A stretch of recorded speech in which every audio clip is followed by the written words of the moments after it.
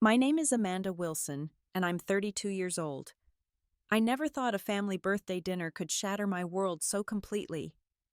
It was supposed to be a celebration for my mom, but instead I heard the words that had been hiding behind my sister's eyes for years. "You are a burden, we want to live without you." I held back tears as everyone at the table froze. What happened the next day changed everything between us in ways I never could have imagined. Before I tell you what happened the next day, let me know where you're watching from, and don't forget to subscribe to join our community of real-life stories. Family has always been my foundation. Growing up in our suburban home in Pennsylvania, I was the middle child between my older sister Sarah, who's 35, and my younger brother James, who's 28. My parents, Thomas and Margaret Wilson, raised us to look out for each other above all else. Dad worked as a high school principal, while Mom taught piano lessons from our living room. We were a tight-knit family, even with our occasional disagreements. Everything changed for me 5 years ago when I was diagnosed with lupus, after months of unexplained fatigue, joint pain, and mysterious rashes. The diagnosis came just as my career as an architectural designer was taking off. I had just been promoted at a prestigious firm in Philadelphia and was working on my first major commercial project. The timing couldn't have been worse. As my condition worsened, I struggled to keep up with the demanding hours. The medication made me foggy and the flare-ups became unpredictable. After a particularly severe episode that landed me in the hospital for a week, I had to make the heartbreaking decision to step back from my career. Then came another blow. My husband of 4 years, Daniel, initially seemed supportive. He would drive me to appointments and help with household chores when I was too exhausted. But as months stretched into years, the strain became too much. "This isn't what I signed up for," he told me one evening. "I need a partner, not a patient." 6 months later, our divorce was finalized. 3 years ago, with my health deteriorating, my savings dwindling, and my marriage over, I made the difficult decision to move back in with my parents. It was meant to be temporary, just until I got back on my feet. My father cleared out his home office to make a bedroom for me. My mother learned to cook meals that wouldn't trigger my inflammation. Sarah and I had been inseparable as children. She was my protector on the playground, my confidant through teenage heartbreaks.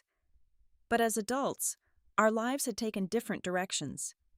While my life seemed to be falling apart, hers was picture perfect. She became a successful corporate attorney, married Brian, her college sweetheart, and had 2 beautiful children, Emma and Noah. Their family photos on social media looked like they belonged in a magazine. From the beginning of my move home, Sarah made her opinions clear. "You need to push yourself harder," she would say during Sunday dinners. "There are plenty of people with lupus who live independently." She would send me links to job postings or apartments for rent, always with the message, "Just thinking of you." But the subtext was clear. She thought I was taking the easy way out. What Sarah didn't see were my daily struggles. The mornings when it took everything in me just to get out of bed. The freelance design work I did from my laptop, even on days when my joints were so swollen I could barely type. The money I contributed to household expenses despite my limited income. The ways I helped around the house, doing laundry, preparing meals when Mom had piano students driving Dad to his doctor's appointments after his knee surgery. James understood better. He would visit regularly, bringing me books or just sitting with me on bad days. "Don't listen to Sarah," he would tell me. "She's always needed everything to be perfect. She doesn't understand what it's like." Still, I couldn't help but feel like a failure. At 32, I should have been building my career, maybe starting a family of my own. Instead, I was back in my childhood home, dependent on my aging parents. Each night I would lie awake wondering if Sarah was right. Was I not trying hard enough? Was I becoming a burden to the people I loved most? My mother's 60th birthday felt like the perfect opportunity to show my family how much they meant to me. I spent weeks planning despite a recent flare-up that left me more fatigued than usual. I wanted everything to be perfect. The morning of the celebration, I woke up early to bake Mom's favorite lemon cake with raspberry filling, a recipe passed down from her mother. My joints were stiff and painful, but I pushed through. I decorated the dining room with photos from throughout her life, strung soft lights across the ceiling, and arranged her favorite flowers, yellow tulips, as centerpieces. My gift had been carefully chosen months in advance: a sterling silver bracelet with small charms representing each of us, a piano for Mom, a book for Dad, a gavel for Sarah, who had recently become a partner at her law firm, a camera for James, an aspiring photographer, and a small house for me, symbolizing the home we all shared. I had saved from my freelance work for months to afford it. When Sarah arrived with Brian and their children, everything seemed perfect at first. 8-year-old Emma ran to hug me, showing me the gap where she'd lost a tooth. 6-year-old Noah shyly offered the drawing he'd made for his grandmother. Brian brought an expensive bottle of champagne and helped Dad set up the grill for dinner. Sarah looked polished as always in a tailored blue dress, her dark hair pulled back in a sleek ponytail, not a strand out of place. She complimented the decorations, but couldn't resist adding, "You've had plenty of time to plan being home all day." I bit my tongue and focused on making the evening special for Mom. Dad grilled steaks while I finished the sides in the kitchen. Mom beamed as she opened her gifts, exclaiming with delight over the bracelet. "It's absolutely perfect, Amanda," she said, pulling me into a tight hug.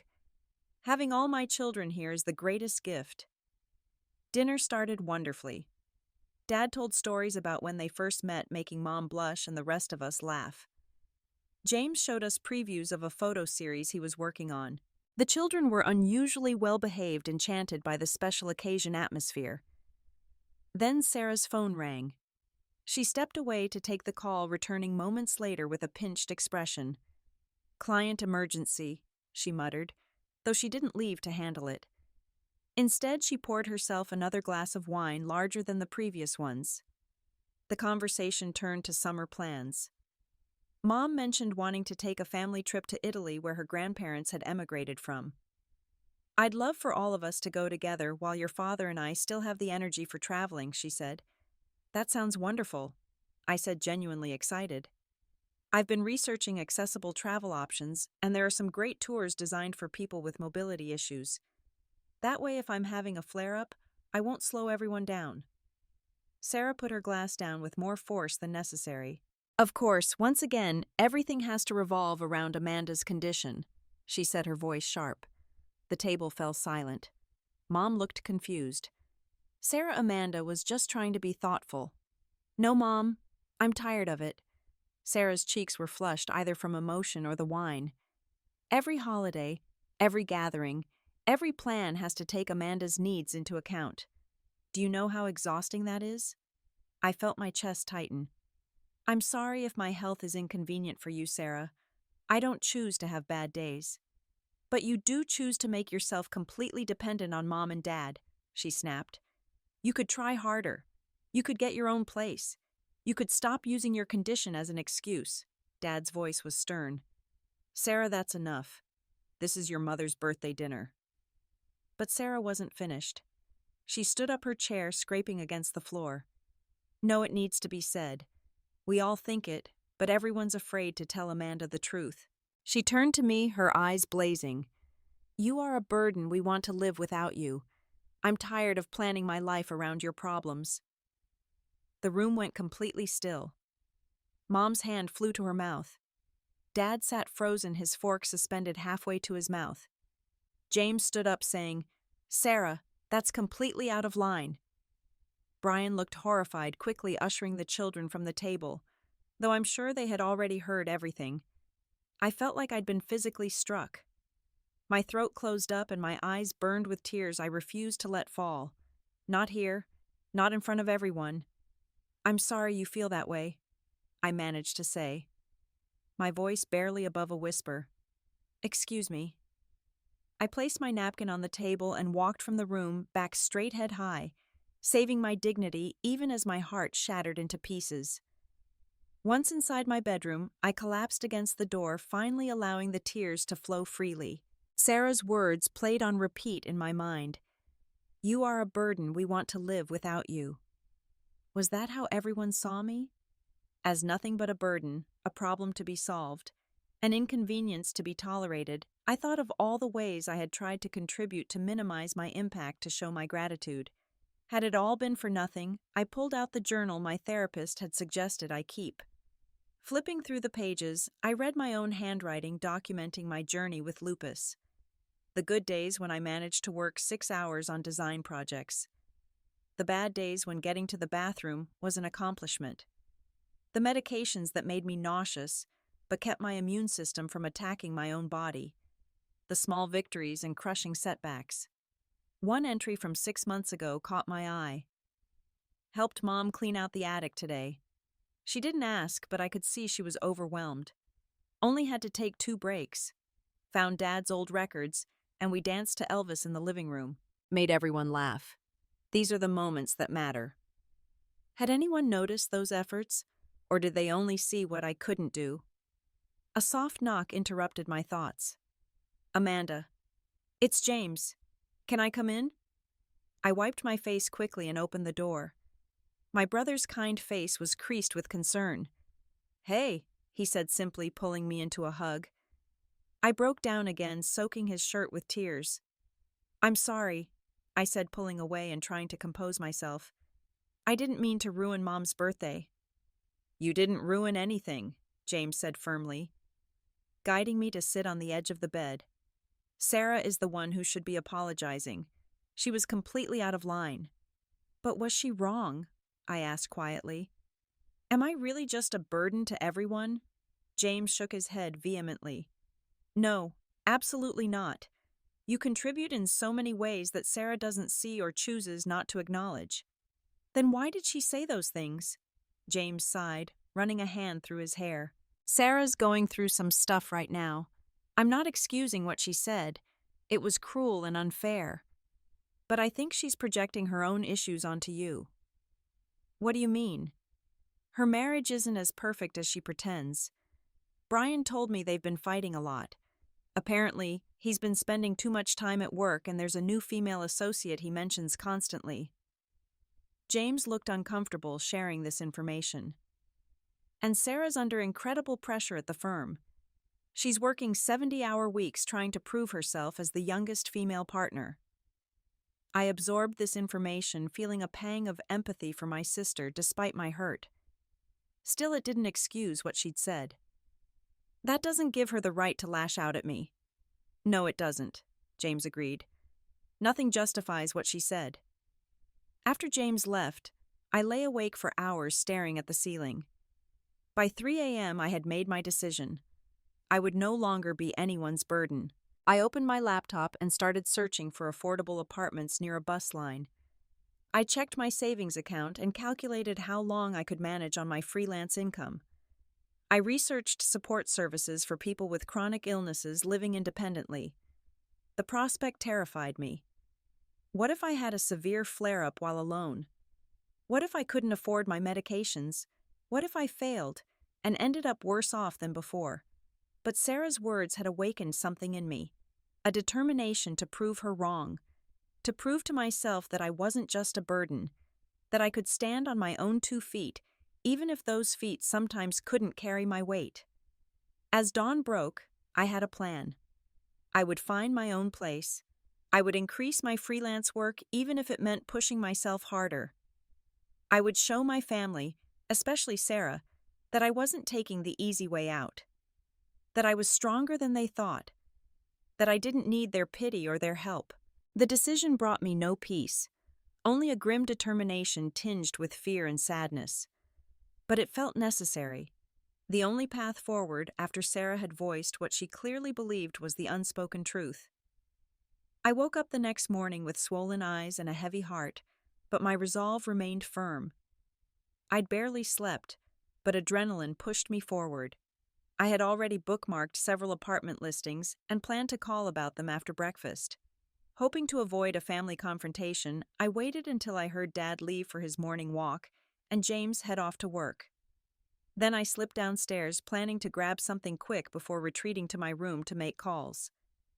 But Mom was in the kitchen, still in her robe, hands wrapped around a mug of tea. Her eyes were as red and puffy as mine. When she saw me, she immediately stood up. "Amanda, sweetheart, she began, her voice breaking slightly. It's okay, Mom, I said, forcing a smile. You don't need to say anything. It's not your fault. No, it's not okay, she insisted, guiding me to sit at the table. What Sarah said was completely unacceptable. Your father and I are mortified. We've never thought of you as a burden, not once. I stirred sugar into my coffee, avoiding her eyes. But there's some truth to what she said. I know it's not ideal having your adult daughter move back home. Amanda, look at me, Mom said firmly. I reluctantly met her gaze. Having you here has been a blessing. You help around the house, you keep your father company when I'm teaching. You've made this time special for us. We always assumed you'd fly away from the nest, but getting this extra time with you has been precious to us. Her words warmed me, but my decision was made. I appreciate that, Mom, but I think it's time for me to find my own place. Sarah's outburst just confirmed what I've been feeling for a while.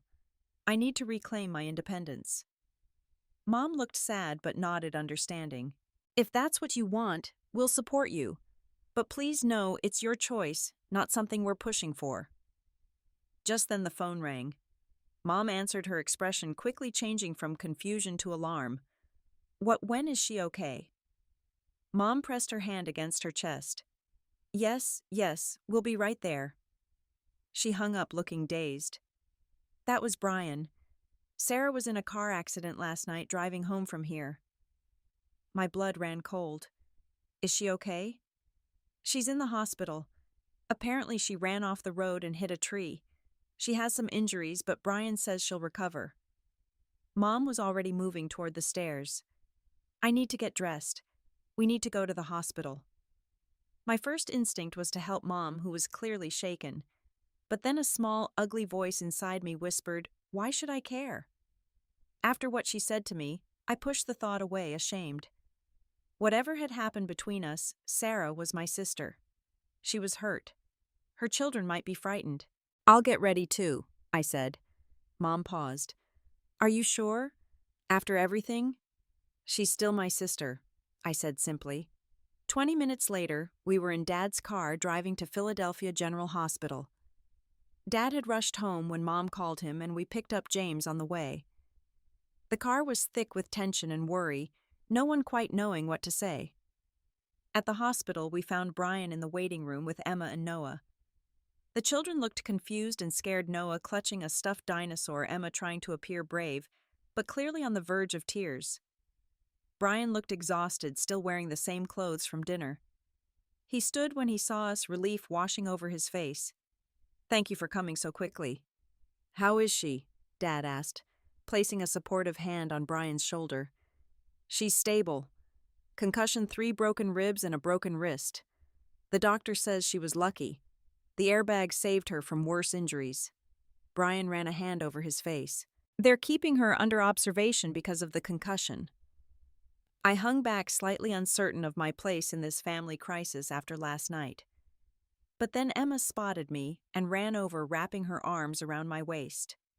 Aunt Amanda, are you here to make Mommy better? The innocent question broke my heart. The doctors are taking good care of your mom, I assured her, kneeling to her level despite the pain in my joints. She'll be okay. Brian approached me cautiously. Amanda, about last night, Sarah was out of line. I should have said something.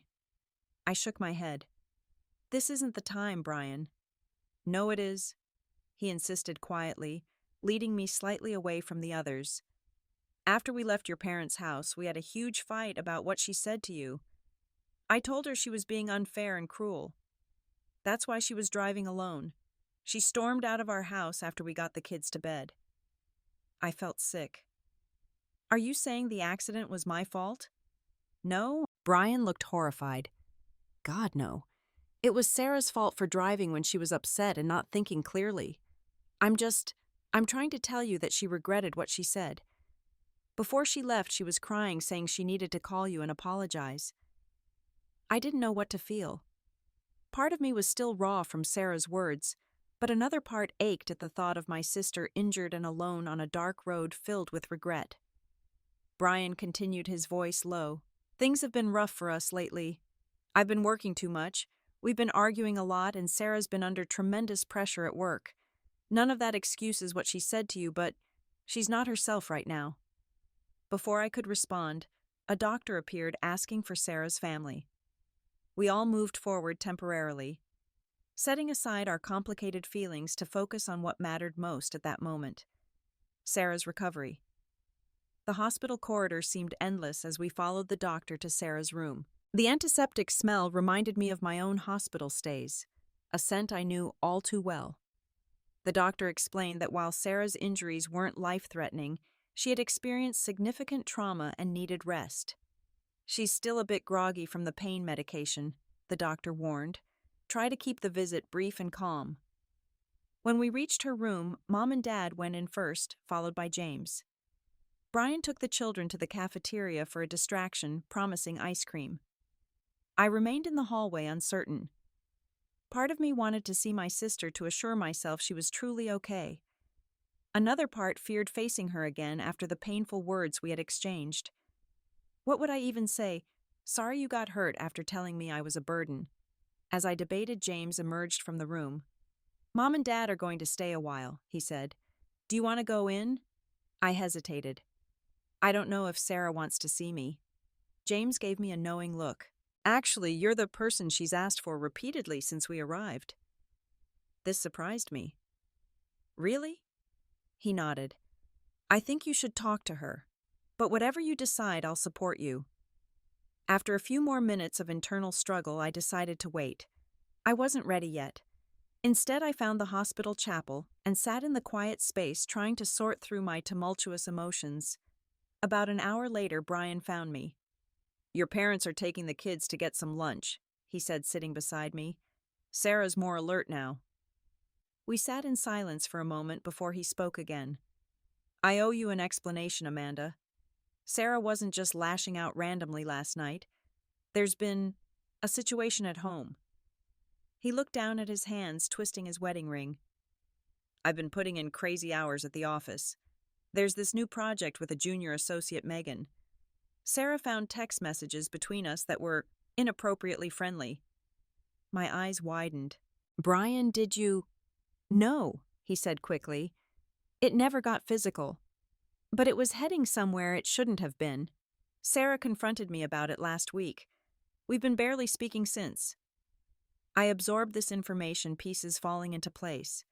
So when she exploded at me, she was really exploding at life in general, Brian finished. Her marriage is in trouble, she's killing herself at work, and then there's the pressure she puts on herself to be perfect all the time. That doesn't make what she said okay. No, it doesn't, he agreed. And she knows that. She's been crying on and off all morning about how she treated you. She's afraid you'll never forgive her. I considered this. My sister, always so strong and put together, was vulnerable and afraid in a hospital bed. The same sister who had hurt me deeply just hours before. I need to see her, I decided finally. Alone. Brian nodded and led me back to Sarah's room. I'll make sure you have privacy. When I entered the room, I barely recognized my sister. Her face was bruised, a bandage wrapped around her head. Her arm was in a cast, and she seemed so small against the white hospital sheets, nothing like the formidable woman who had stood over me at dinner. Her eyes were closed, but they fluttered open when I approached the bed. When she saw me, tears immediately welled up. Amanda, she whispered, her voice hoarse. You came. I moved closer, sitting in the chair beside her bed. Of course I came. You're my sister. After what I said, I wouldn't have blamed you if you never wanted to see me again. A tear slipped down her cheek. I'm so sorry. I didn't mean it. I don't know why I said such horrible things. I took a deep breath. I think you did mean it, Sarah. Maybe not in the cruel way you said it, but I think part of you has felt that way for a while.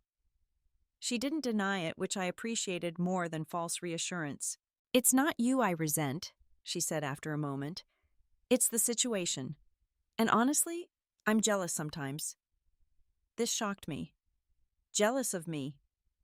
Why would you possibly be jealous of someone with a chronic illness who had to move back home? Sarah shifted slightly, wincing from her injuries. Because Mom and Dad love you unconditionally. They've always been so proud of you just for being you. I've always had to be perfect to get that same approval. Top of my class, perfect career, perfect family. I'd never seen my sister this way before. Insecure, vulnerable. Sarah, that's not true. They're incredibly proud of you. But they worry about you. They focus on you. When we were kids, you were the creative one, the sensitive one. I was just the responsible one, who didn't need attention. Her voice broke. And now, with everything falling apart in my life, I see you getting the support I've always craved. I was stunned by this revelation. All these years I'd envied Sarah's perfect life, never imagining she envied aspects of mine. Brian told me about the problems you've been having, I said gently. I had no idea. No one did. That's the point. I keep everything bottled up until I explode, like last night. She reached for my hand, her fingers cool against mine. But that's no excuse for what I said. You are not a burden, Amanda. Not to our family, not to me. I've decided to move out, I told her. I was already looking at apartments this morning. Panic flashed across her face. Because of what I said? Please don't. I was wrong. So wrong. Not just because of that, I assured her. It's time. I need to reclaim my independence. But I'm not going far. I'll still be close enough to see everyone regularly. Sarah seemed to relax slightly. I don't really want to live without you, Amanda. I just want life to be less complicated. For all of us. I know, I said, squeezing her hand gently. I want that too. We talked for nearly an hour, really talked. About her marriage troubles, my health struggles, our childhood rivalries, our adult insecurities. For the first time in years, maybe ever, we were completely honest with each other. Before I left, I suggested something I never thought I'd propose. Maybe we could try family therapy, not just you and me, all of us. We obviously have some communication issues to work through. To my surprise, Sarah nodded. I think that's a good idea. Really good. As I stood to leave, Sarah called my name once more. Amanda. Thank you for coming today. After everything I said, it means more than you know. I smiled at my sister, bruised, broken, but somehow more real than she'd been in years. That's what family does. We show up even when it's hard, especially when it's hard.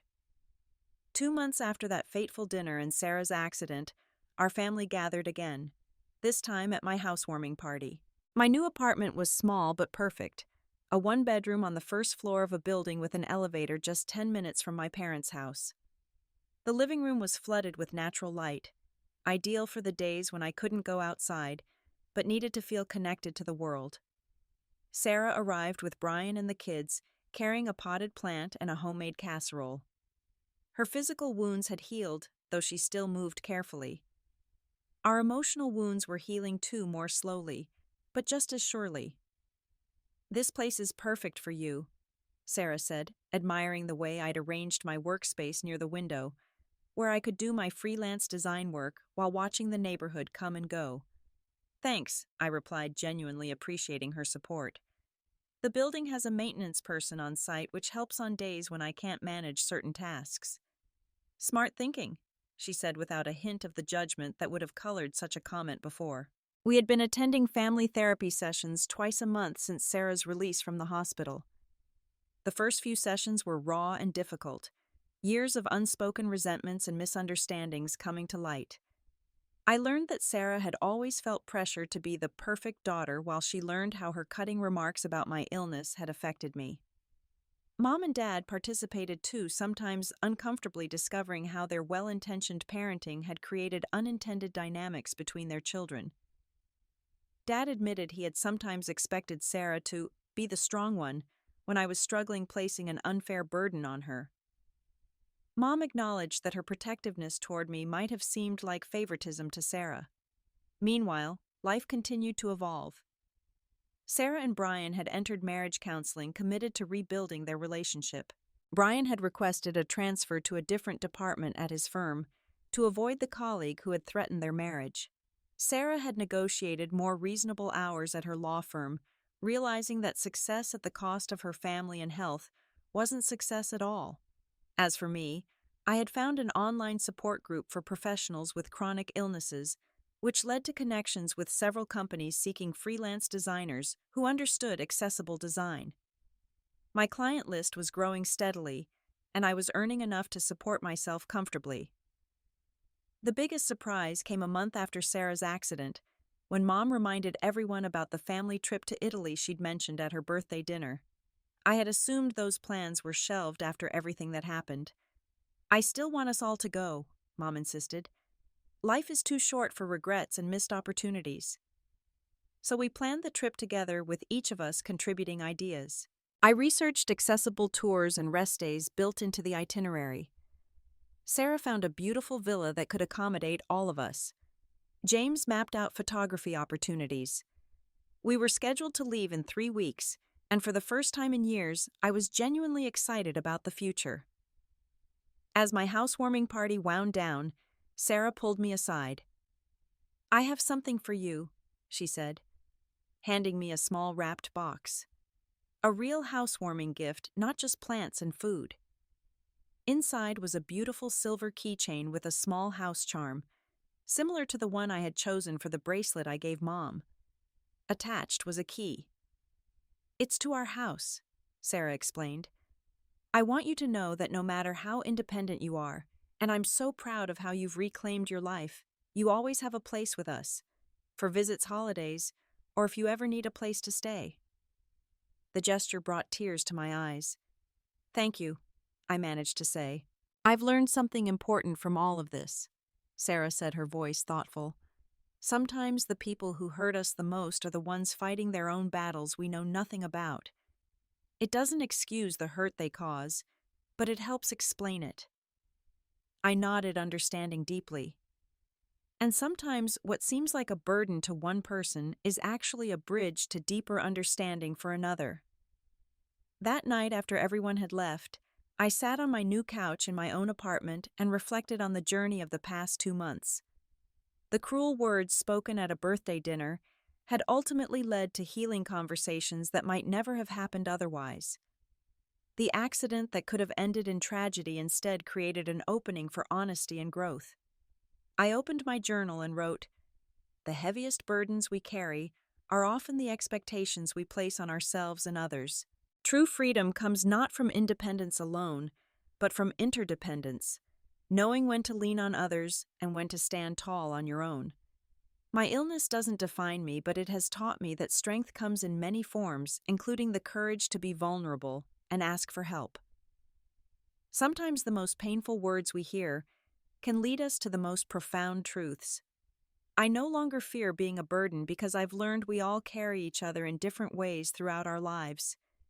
We are all both strong and weak, giving and receiving, teaching and learning. And in that beautiful, messy exchange lies the true meaning of family. What painful words have you heard from a loved one that eventually led to growth or healing? I'd love to read your stories in the comments. If this story resonated with you, please hit the like button and subscribe to hear more real-life journeys of healing and transformation. And if you know someone who might be struggling with family relationships or chronic illness, share this video with them. Sometimes knowing we're not alone in our struggles makes all the difference. Thank you for listening to my story, and remember, our greatest wounds often become our greatest wisdom.